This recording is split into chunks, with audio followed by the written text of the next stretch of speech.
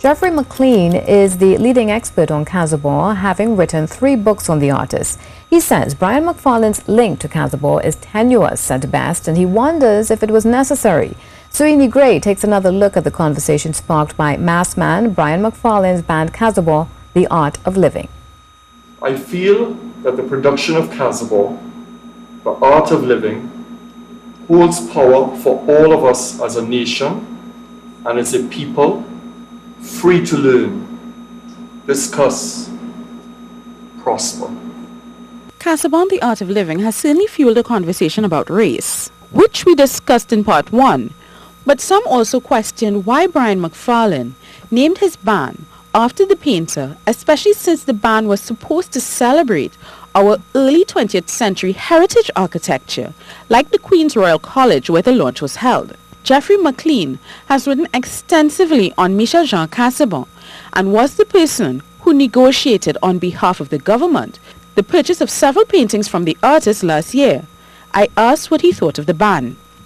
I thought that the costumes seemed very refined. I wondered, I suppose, about the whiteness of the costumes relative to our traditional carnival. Geoffery is an architect by training and founding member of Citizens for Conservation. He wondered about using Cazabon to bring attention to buildings constructed in the early 20th century. The filigree work, the fretwork in Trinidad was never introduced until George Brown, who came to Trinidad about 1885, but developed this type of architecture after Cazabon had died in 1888.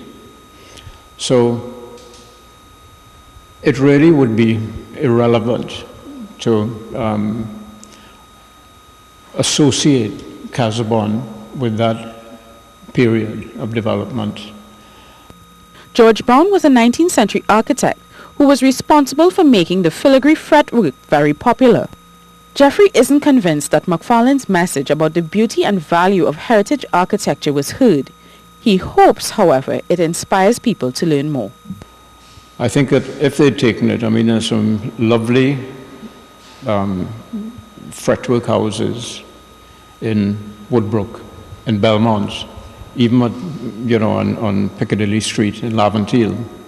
And it would have been more appropriate if these were the backgrounds to these individuals.